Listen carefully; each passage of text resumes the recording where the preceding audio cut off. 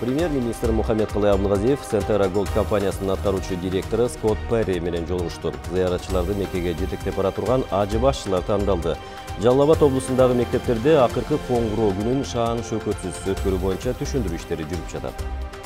Эми ушул жана башка кабарлар алдыдагы мүнөттөрдө студияда Канат Абазбеков. Саламатсыздарбы. 21 майда Баткен районундагы жаңы жер жана Апкан айылдарында катуу жаандан кийин сел жүрдү. Бул тууралуу өзгөчө кырдаалдар министрлигинин Баткен облустук башкармалыгынан билдиришти. Селдин айынан Ош, Баткен, Исфана, Уна жолунун жаңы жер айылы аркылуу өткөн бөлүгү 1 сааттай жабылды. Учурда аталган айылдарда изилдөө иштери жүрүп жатат. Ордо калаада Токумбаев көчөсүндө курулуп жаткан көп кабаттуу үйдөн өрт чыкты. Маалыматтарга караганда кырсык 21 майда саат 10-до катталган. Өзгөчө кырдаалдар министрлигинин маалыматы боюнча окуя болгон жерде 4 өрт өчүрүүчү топ иш алып бараткан. Телсиз жоонун келип чыгышы иликтенүүдө. Өрт 3000 чарчы метр аянтты жалмаган. Ош шаарында жайгашкан турак үйлөрдүн бири да өрт коопсуздугуна жооп бербейт. Көп кабаттуу үйлөрдөн тартып жер тамдарга чейинки турак үйлөрдүн ортосундагы 8 метр аралык таптакыр сакталган эмес. Мындай пикирин Ош шаардык өрт өчүрүү кызматы билдирди. Ушуга байланыштуу аталган кызмат шаар тургундары үчүн көчмө түшүндүрүү ишин уюштурду. Өрт коопсуздугун алдын алуу, андан сактануу аракеттери түшүндүрүлдү.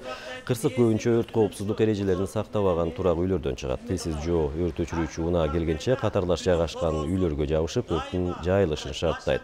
Соңку 4 айдын ичинде Ош шаарынын аймагында 51 өрт кырсыгы катталган, басымдуу бөлүгү калк жыш жайгашкан аймактарда катталган. Электр шаймандарын пайдаланууда, техникалык пайдаланууда өрт коопсуздук эрежелеринин бузулушунан көп чыгып атат да. Эмнеге десеңиз, себеби көптөгөн жайгашкан турак үйлөрдө ошонун ичинде катталган өрт кырсыктары турак үйлөрдө көп. Себеби турак үйлөрдө көбүн эсеси эски турак үйлөр. Ал эми бүгүнкү күндө жаңы турак үйлөрдөгү дагы электрди монтаждоо эрежелери толук эрежеге ылайык сакталган эмес. Премьер-министр Мухаммедкалый Абылгазиев Centera Gold компаниясынын аткаруучу директору Скотт Перри менен жолугушту. Жолугушуда 2017 жылдын 11 сентябрында кол коюлган стратегиялык келишимге байланыштуу маселелерди талкуулады. Өкмөт башчы аталган компаниянын активдеринин негизин түзгөн Кумтөр долбооруна жараша ал дүйнө жүзүндөгү ири кен өндүрүүчү компаниялардын катарына кирерин белгиледи. Өкмөт өлкө экономикасындагы Кумтөр долбоорунун маанилүү ролун түшүнөт. Ошондой эле бул долбоор коомчулуктун көңүлүн өзүнө буруп турарын, буга байланыштуу тараптардын бардык сүйлөшүүлөрү жана кабыл алынган чечимдер ачык, айкын жана коомдун кызыкчылыгы үчүн иштеши керек экендигин белгилей кетүү керек.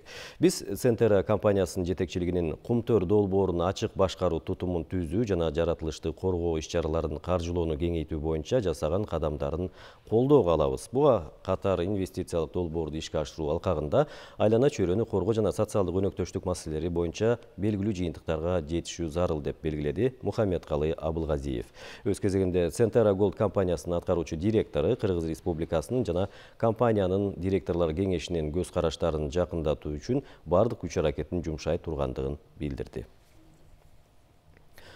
Кыргызстандын калк жайгашкан пункттарын 2026 жылга чейин ичүүчү суу менен камсыз кылуу боюнча өнүктүрүү стратегиясынын алкагында өлкөнүн бардык жашоочуларына суу эсептегичин орнотуу милдеттендирилет. Бул калк колдонуп жаткан суунун көлөмүн жана анын берилишине жараша салыктын чогулушун көзөмөлдөөгө мүмкүнчүлүк түзөт.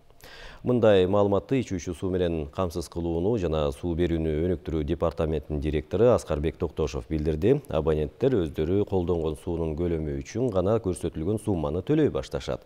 Алсак, жер үйлөрдө суткасына орточо эсеп менен бир үй бүлө 35 литрге жакын суу колдонот. Ал эми көп кабаттуу үйлөрдө 325 литрге чейин жетет. Буга байланыштуу бүгүнкү күндө калк колдонгон сууну каттоого алуу зарылдыгы турат. Зыяратчыларды Меккеге жетектеп бара турган ажы башчылар тандалды. Муфтияттын маалыматы боюнча аларга атайын күбөлүктөр ыйгарылды. Ар бир ажы башчы 49 зыяратчыны жетектейт. Ар бир ажы башчы өз тобундагы болочок ажылар менен жакындан таанышып, алар үчүн коопсуздук ажылык амалдардын туура аткарылышы боюнча сабактарды жүргүзүп, алар менен ар убакта тыгыз байланышып турушу керек.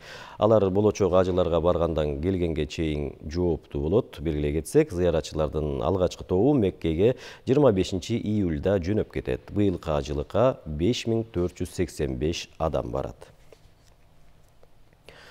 25 май акыркы коңгуроо күнү мектеп бүтүрүүчүлөрү унаа коштогон кортежге түшүп, сейилдөөгө, кафе, ресторандарда дегеле башка көңүл ачуучу жайларда оюн зоок курууга тыюу салынат. Бул боюнча Билим берүү жана илим министрлигинин атайын буйругу чыккан. Жалал Абад облусундагы мектептерде окуучуларга, ата-энелерге жана мектеп жамаатына түшүндүрүү иштери жүргүзүлүп жатат. Бул тууралуу аймактык кабарчыбыз Осмон Уламсадыров. Окуучулар арасында жол кырсыктарын болтурбоо, ошол окуучулардын коопсуздугун. Жалал Абад шаарындагы бардык мектептерде шаардык билим берүү бөлүмүнүн өкүлдөрү, милиция, мугалимдер, ата-энелер жана окуучулардын катышуусунда жыйындар өткөрүлүп, аларга акыркы коңгуроо салтанаттарын мыйзам чегинде өткөрүү боюнча түшүндүрүү иштери жүргүзүлдү. Акыркы коңгуроо салтанаты мектептин өзүндө гана ата-энелердин катышуусу менен, мугалимдердин, жергиликтүү өкүлчүлүктөрдүн катышуусу менен өткөрүлөт. Акыркы коңгуроодон соң балдар эч кандай табигатка, жаратылышка же башка кафелерге, оюн зоокторго барууга албетте тыюу салынган. Азыркы күндөн тартып дежурство түзүлүп, дежурствого мектеп администрациясынан, класс жетекчилерден, мугалимдерден, коомчулуктан, ата-энелерден, иденден, мына ГАИ кызматкерлеринен тартып, ошол күнү кечки саат 12ге чейин дежурство болот. Акыркы коңгуроо күнү милицияда күчөтүлгөн тартип менен иш алып барат. Эгер окуучулар тарабынан буга чейин эскертилип, тыюу салынган эрежелер бузулган болсо, аларга тиешелүү чара көрүлөт. Эгер ушундай фактылар болсо, автоунаалар штраф санкага коюлат, тийиштүү ата-энелерге дагы штрафтар салынат.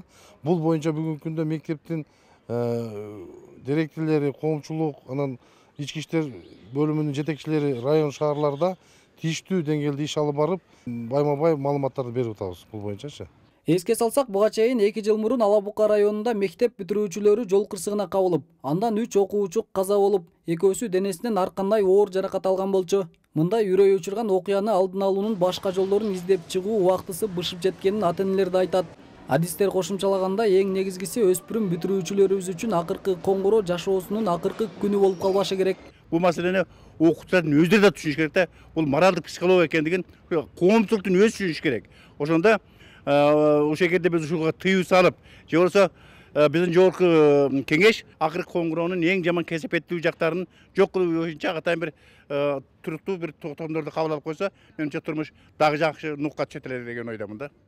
Быйыл Жалал Абад облусу боюнча 11-классты 9696, ал эми 9-классты 17574 окуучу аяктайт. Осмон Уламсадыров, Алмаз Сатаров, Коомдук 1-канал, Жалал Абад облусу.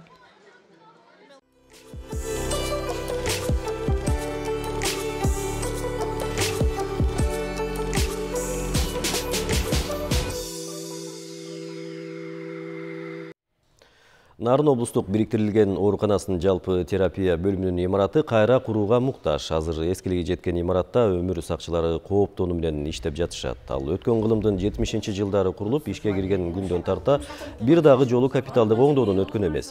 Жергиликтүү бийлик аймактарды өнүктүрүү жылынын алкагында курулушту баштоо убадасын беришти. Бул астында жана фискалитеттин үстүнө акча ошонун гана шипирланган, биз бияка администрация кайрылган, ошол жакты шипирлап берген. Анан бул болсо ошо ачылгандан бир да капитальный ремонт жасалат элек. Ошондон бери баягы өзүбүз спиртке өгө урган эмелерди өзүбүз палаталарды эптеп сырдап акелебиз. Баягы макка даярданып, анан бүттү, андан кийин эчтеке капитальный ремонт болду элек такыр ачылгандан бери. Адам сатуу же кулчулукка кабылууда жарандардын өз укуктарын так билбегендиги себеп болууда. Чет мамлекеттерде жумушка жеңил орношуунун жолдорун издегендер алдамчыларга кабылып запы чегүүдө. Мындан улам ар бир жаран миграциянын шарттарын так билип, багыт алган өлкөнүн укуктук мыйзамдарды менен алдын ала таанышуусу зарыл. Бул туурасында Баткенде өткөн адам сатууну алдын алуу жана ага каршы күрөшүү боюнча координациялык кеңешмеде айтылды. Отурумдун катышуучуларынын айтымында, Кыргызстанда акыркы 2 жылда адам сатуу боюнча 2 факт катталган менен бул көрүнүш коңшу өлкөлөрдө күч алып жатат.